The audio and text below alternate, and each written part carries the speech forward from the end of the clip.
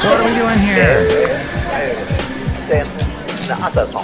Mike's Daily Podcast. Oh, it's good to be with you today. I took a little time off. Mike's Daily Podcast. It is Mike's Daily Podcast. I do a bunch of podcasts in a row. Sometimes I have to take a break. And that's my name. It's Mike Matthews, and that's my real name. It's not a fake. I sometimes like to eat a steak. No, actually, I never eat a steak. It's been a long time. Oh, wait, no. I had steak in my burrito on Friday.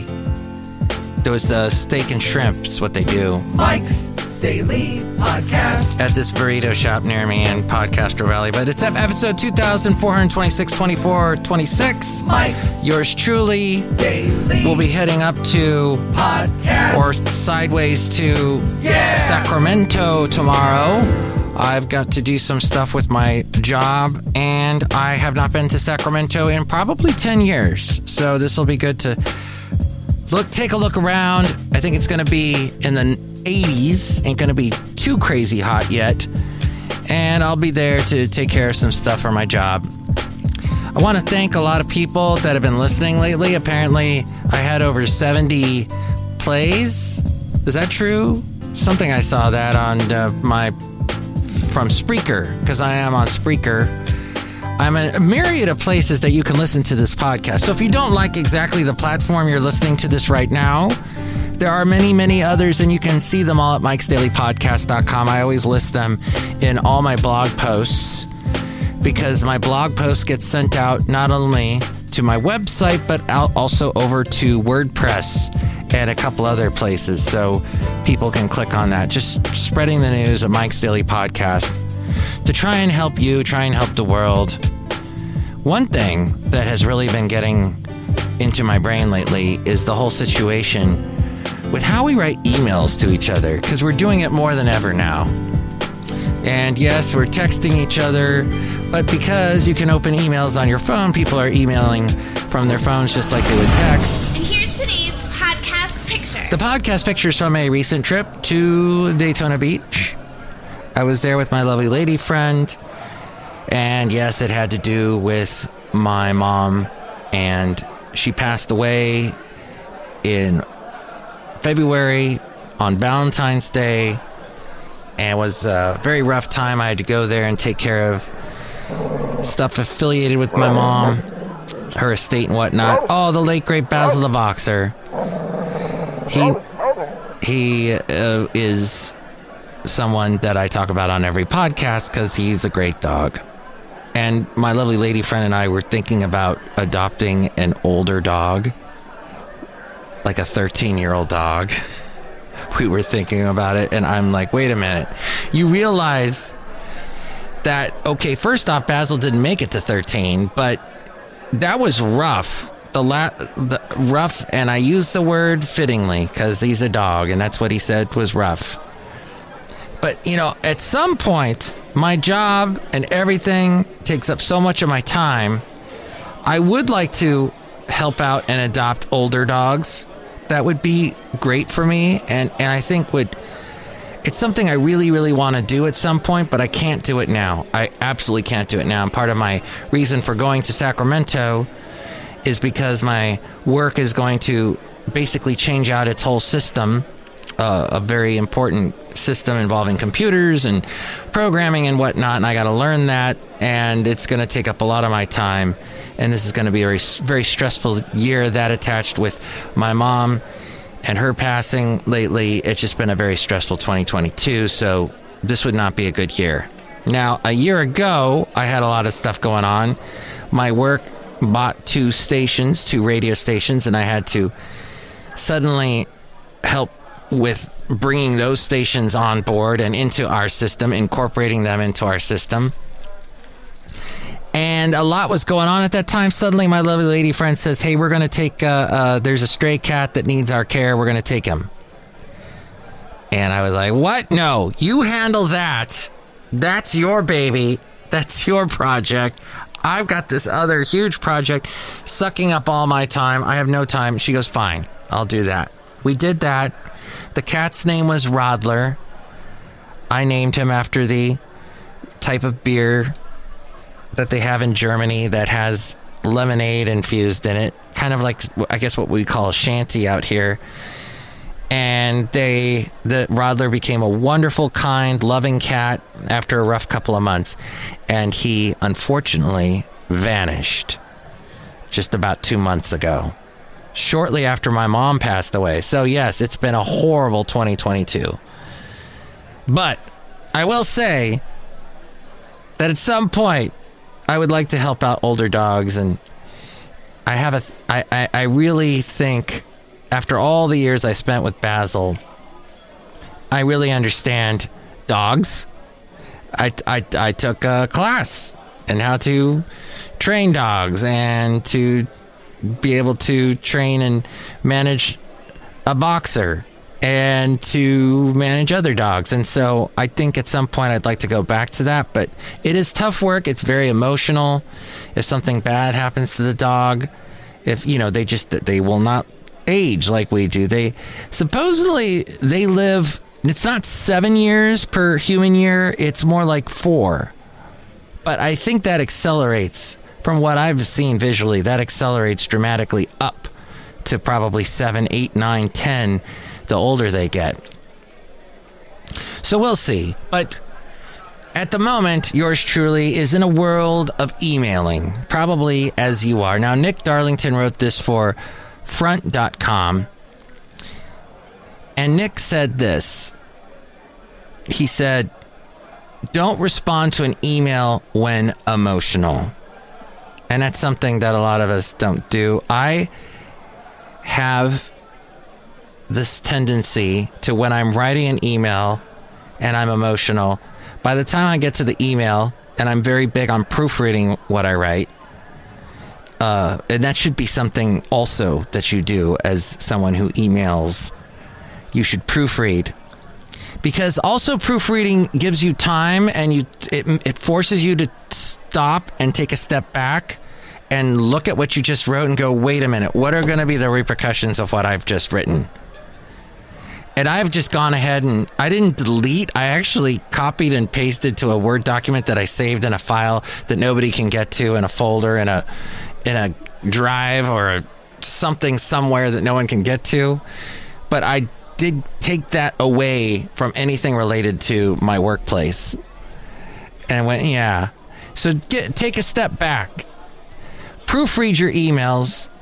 The spelling, the grammar mistakes, it just looks terrible. You look unprofessional. And people don't realize that as we go outside a cafe anyway, where we bring you Mike's Daily Podcast somewhere in Podcaster Valley 10. Podcaster Valley 10, the last place on earth here at Cafe Anyway outside.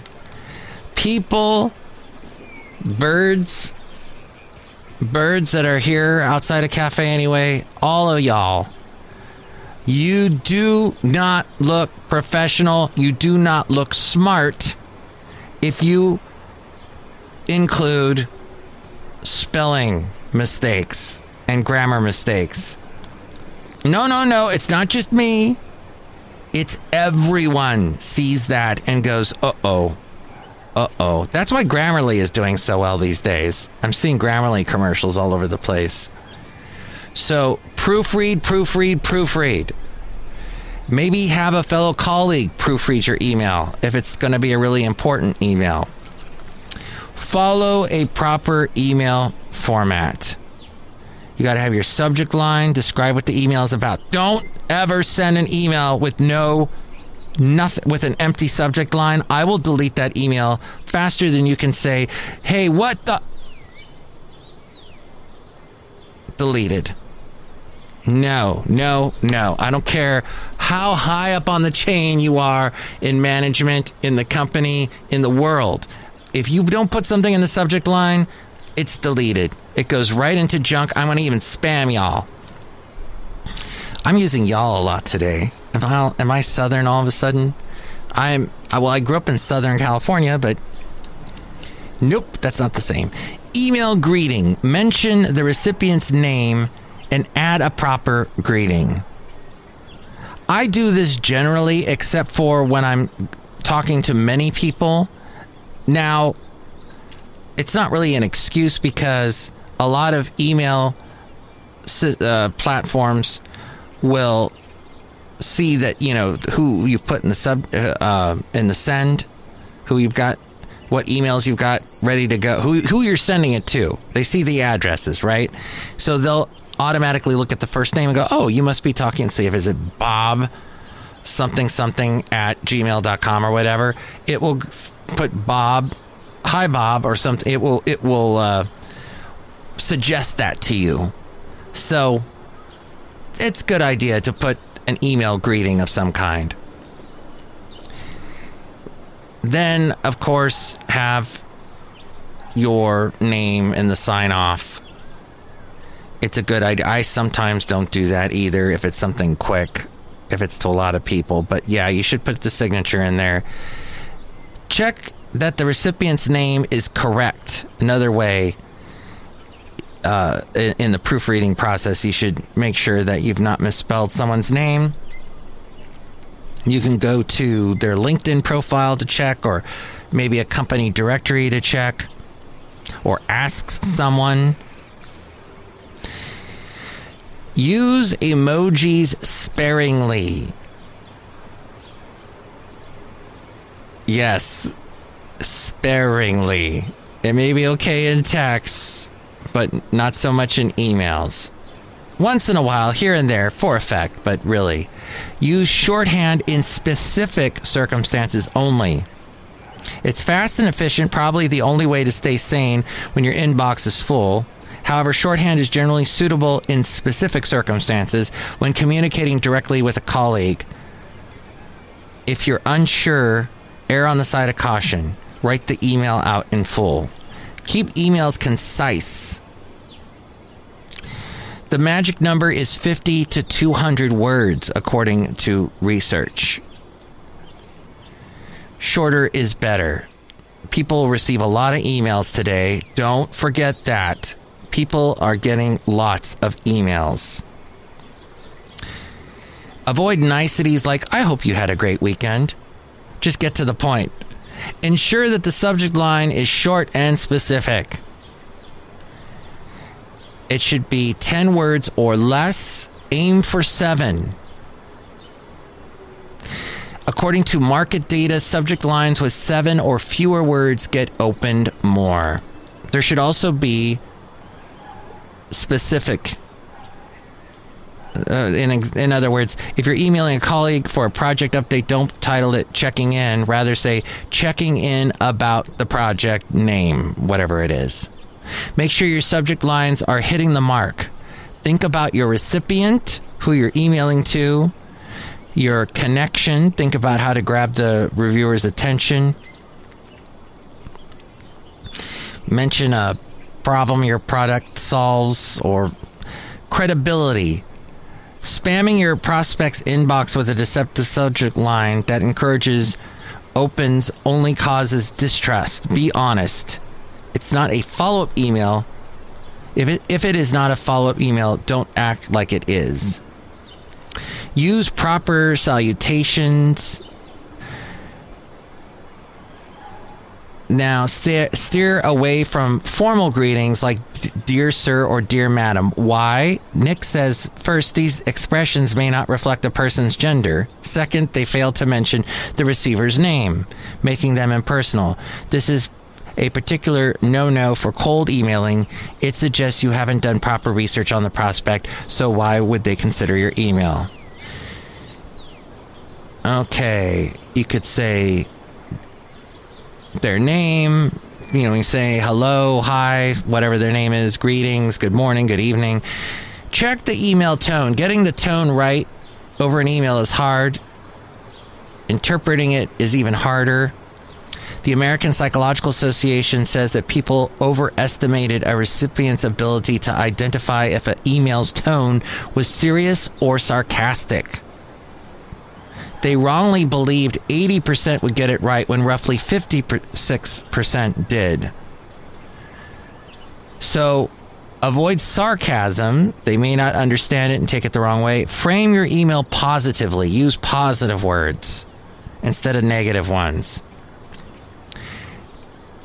Positive versus negative. Respond to emails promptly. This is what this says now. according to some people, I respond a little too quickly and should allow a little more breathing room, but you'll need to make a judgment call based on who's sending the email and its importance. Emails from your immediate team will take priority over those from other departments. You should respond within 12 hours. Emails from all other colleagues should be responded to within 24 hours. Emails from your CEO should take preference over other emails, responding faster than 12 hours. Emails related to urgent projects should take priority, and emails for less urgent matters can be attended to within 4 days. If you're having trouble getting to longer emails and a quick reply, you could send a quick reply acknowledging recipient of the email and inform the recipient you'll respond within the next few days.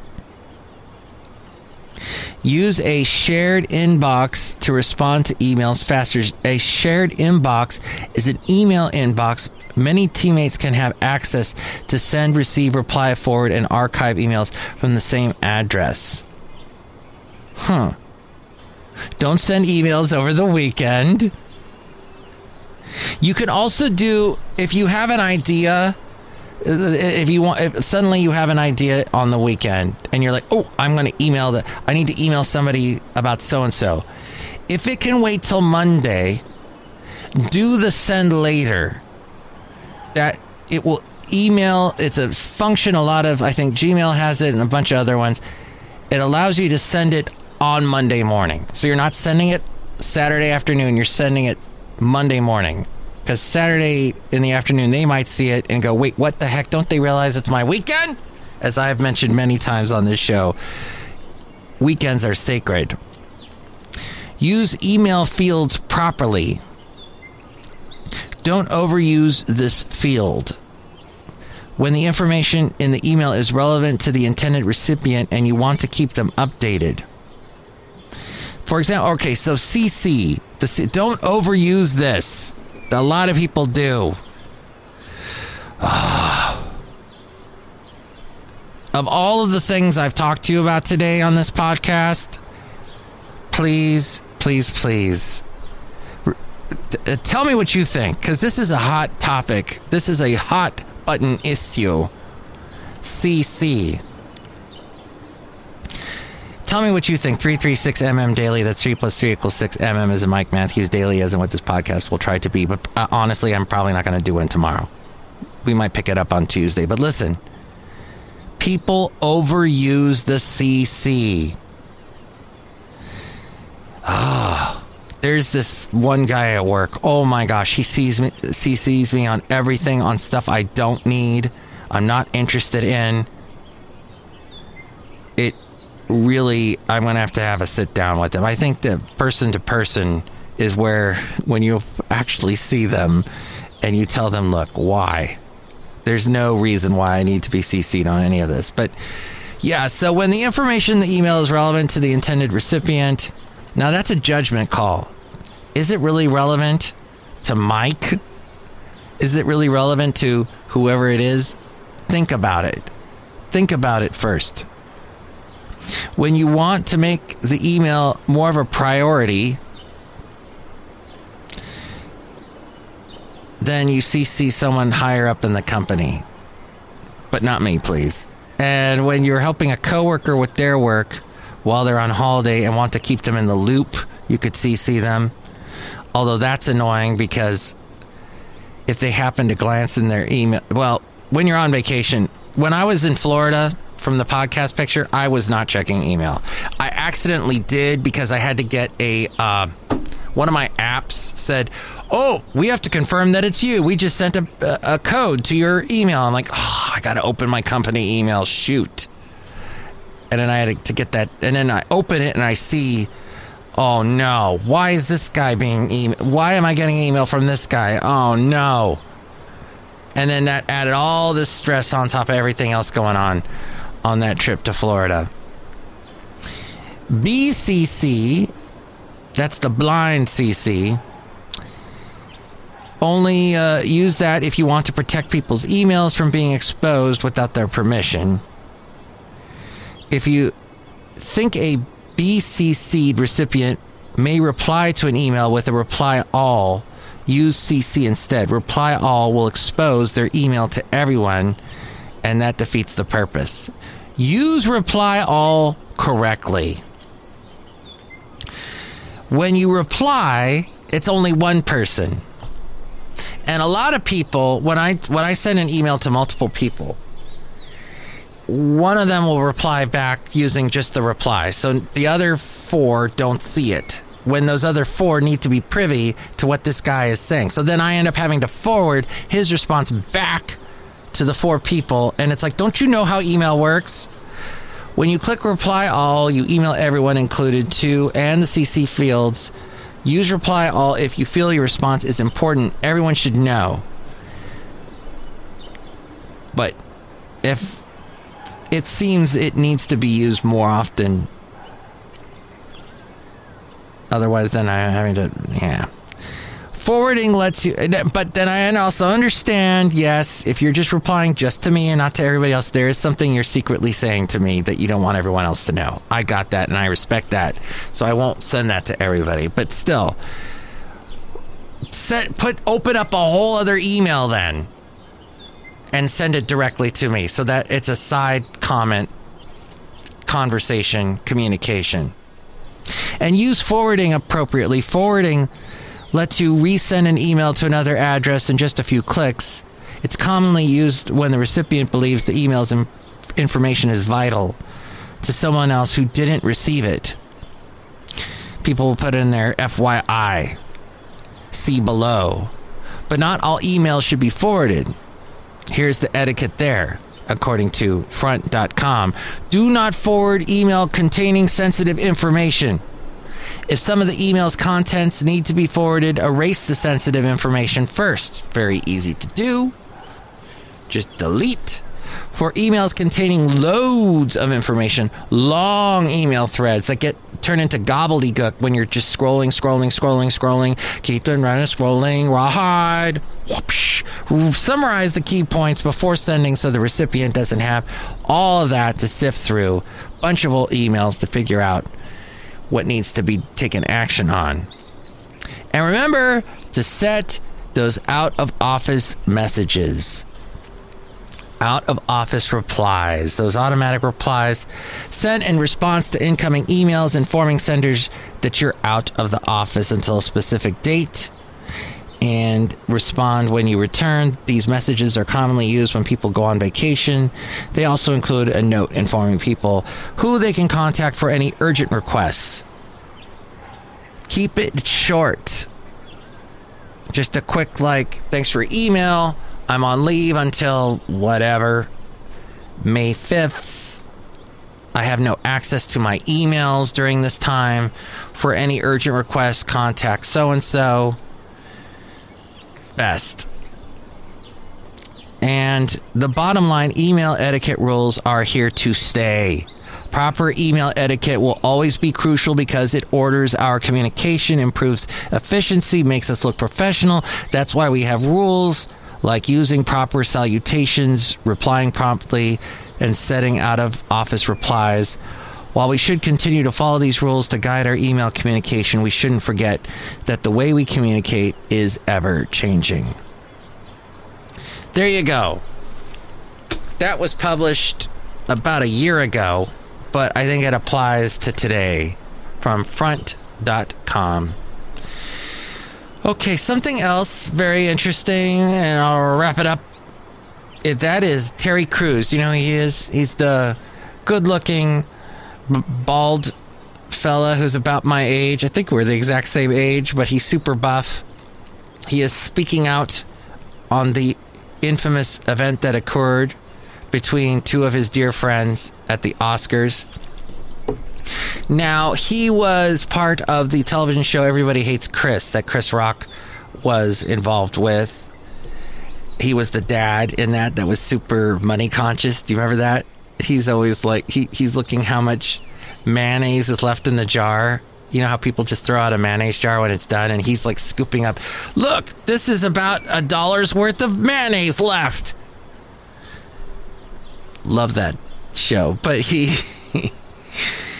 said that he praised Chris Rock for keeping his composure after being assaulted on stage, but he refused to demonize Smith for his actions. Both Will Smith and Chris Rock are dear, dear friends of mine. I love them both as brothers, but there was a time in my life where I was Will Smith at that moment, and let me tell you, I've done worse than Will. He says the definition of toughness where I grew up and the way I was, it was always the ability to strike, the ability to punch, the ability to set things straight, to even the score.